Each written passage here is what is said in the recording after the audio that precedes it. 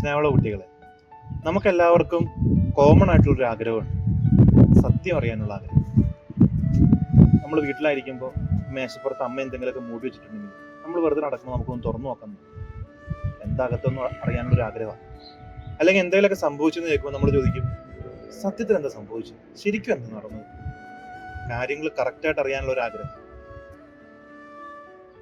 അതുകൊണ്ട് തന്നെ നമ്മളെ സ്നേഹിക്കുന്നവരുടെ അടുത്ത് നമ്മൾ പലപ്പോഴും സത്യമേ പറയാറുള്ളൂ.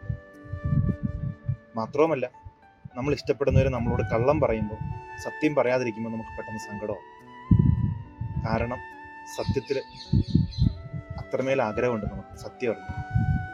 മനുഷ്യനെ ദൈവത്തോളം സ്നേഹിക്കുന്ന വേറെ ആരുണ്ട്? ദൈവം തന്നെ മനുഷ്യനായി ഈ ഭൂമിയിൽ വന്നു. ഈശോ പറഞ്ഞു, ഞാനാണ് സത്യം. വിശുദ്ധ യോഹന്നാന്റെ സുവിശേഷം 16 അധ്യായം 12 മുതൽ 15 വരെയുള്ള വാക്യങ്ങൾ ഇന്ന് നമ്മൾ വായിക്കുന്ന സുവിശേഷമാണ്. ഈശോ ശിഷ്യരോട് പറയുകയാണ്, ഇനിയും ഒരുപാട് കാര്യങ്ങൾ എനിക്ക് നിങ്ങളോട് പറയാനുണ്ട്, പക്ഷെ അവ ഉൾക്കൊള്ളാൻ നിങ്ങൾക്കിപ്പോൾ കഴിയില്ല. പക്ഷെ സത്യാത്മാവ് വരുമ്പോൾ നിങ്ങളെ സത്യത്തിന്റെ പൂർണ്ണതയിലേക്ക് നയിക്കും. അതായത് ഈശോ ഒത്തിരി കാര്യങ്ങൾ അവരെ പഠിപ്പിച്ചു, വാക്കുകൊണ്ട് പ്രവൃത്തി കൊണ്ട്.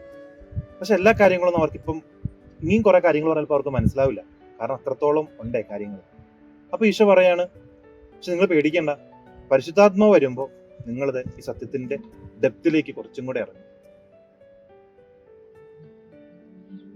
ഈശോ പറയുന്ന ഈ സത്യത്തിന്റെ ആഴത്തിലേക്ക് ഇറങ്ങാൻ നമ്മെ സഹായിക്കാനായി വരുന്ന പരിശുദ്ധാത്മാവ്, അത് നമുക്ക് എല്ലാവർക്കുമായി ഈശോ നൽകുന്ന വാഗ്ദാനമാണ്. സത്യത്തിന്റെ പൂർണ്ണതയിലേക്ക് വരാൻ പരിശുദ്ധാത്മാവിനെ വാഗ്ദാനം ചെയ്യുന്ന ഈശോ നമ്മളോട് പറയുന്ന ഒരു കാര്യം കൂടെയുണ്ട്, നമ്മൾ ഓർമ്മിപ്പിക്കുന്ന ഒരു കാര്യം. നാം എല്ലാവരും സത്യത്തിന്റെ പൂർണ്ണതയിലേക്ക് വളരാൻ കടപ്പെട്ടവരാണ്. സ്നേഹമുള്ള കൂട്ടുകാരെ, നമുക്കൊന്ന് ചിന്തിച്ചു നോക്കിയാലോ, നമ്മൾ എത്രത്തോളമാണ് സത്യത്തിലേക്ക് വളരാൻ ആഗ്രഹിക്കുന്നത്? സത്യം ഈശോ തന്നെ.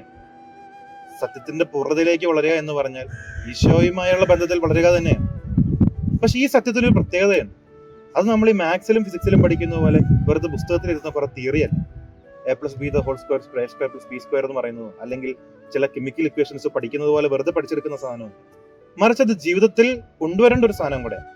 അതായത് ദൈവം സ്നേഹമാണെന്ന് ഞാൻ പഠിക്കുമ്പോൾ അത് വെറുതെ അങ്ങനെ ബുദ്ധിയിൽ പഠിച്ചു വെക്കുന്നതല്ല, മറിച്ച് ഞാൻ എൻ്റെ ജീവിതത്തിൽ ഈ ദൈവസ്നേഹത്തിന്റെ സന്ദേശം ഉൾക്കൊണ്ട് ജീവിക്കണം.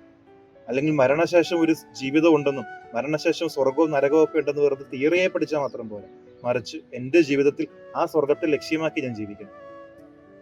ഇങ്ങനെയുള്ള ഒരു ജീവിതത്തിലും കൂടി ഒരു മാറ്റം വരുത്തുന്ന ഒന്നാണ് ക്രിസ്തുവിന്റെ സത്യം എന്ന് പറയുന്നത്. ഈ സത്യത്തിലേക്ക് വളരാൻ നമ്മൾ എത്രത്തോളം പരിശ്രമിക്കുന്നു? പക്ഷെ നമ്മൾ പേടിക്കേണ്ട കാര്യമൊന്നുമില്ല. നമുക്ക് പരിശുദ്ധാത്മാവിനെ ഈശോ തന്നത് ആ ഒരു കാര്യത്തിന് വേണ്ടി, സത്യത്തിന്റെ പൂർണ്ണതയിലേക്ക് വരാൻ. ഈ ലോകത്ത് ഒത്തിരി അസത്യങ്ങൾ പ്രചരിക്കുന്ന ഒരു സമയം കൂടെ. ആ സമയത്ത് ശരിക്കും സത്യത്തിൽ എന്താണ് സംഭവിക്കുന്നതെന്ന് മനസ്സിലാക്കാനുള്ള ഒരു കൃപയ്ക്ക് വേണ്ടി നമ്മൾ പ്രാർത്ഥിക്കുന്നു. ഒരുപാട് മനുഷ്യർ ഒരുപക്ഷെ തെറ്റായ കാരണങ്ങൾ കൊണ്ട് കുറ്റം വിധിക്കപ്പെടുന്നവരുണ്ടാകും. അങ്ങനെയുള്ള മനുഷ്യരുടെ മുമ്പിൽ അവരുടെ ശരി മനസ്സിലാക്കാൻ നമുക്ക് സാധിക്കും. നമുക്കറിയാം ചില കാര്യങ്ങൾ ശരിയാണ്, പക്ഷെ എല്ലാവരും അല്ലെങ്കിൽ ഒരു ഭൂരിപക്ഷം ഒരു തെറ്റാണ് ചെയ്യുന്നത്, അല്ലെങ്കിൽ ഒരു തെറ്റിനെ സപ്പോർട്ട് ചെയ്യാണ്.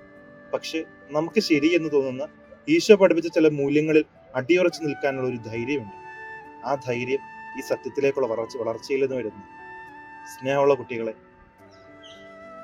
നമുക്ക് പരിശുദ്ധാത്മാവിനെ ഈശോ തന്നിരിക്കുന്നത് സത്യത്തിന്റെ പൂർണ്ണതയിലേക്ക് വളരാനാണ്.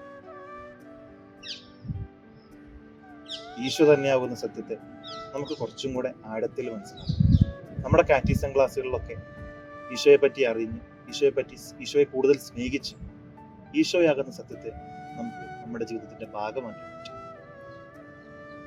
അപ്പോൾ സത്യത്തിന്റെ പൂർണ്ണതയിലേക്ക് നമ്മൾ വളരുകയും നമ്മുടെ ചുറ്റുമുള്ളവർക്ക് ഈ സത്യത്തിന്റെ സാക്ഷ്യമായിട്ട് നമ്മൾ മാറുകയും ഈശോ നമ്മളെല്ലാവരും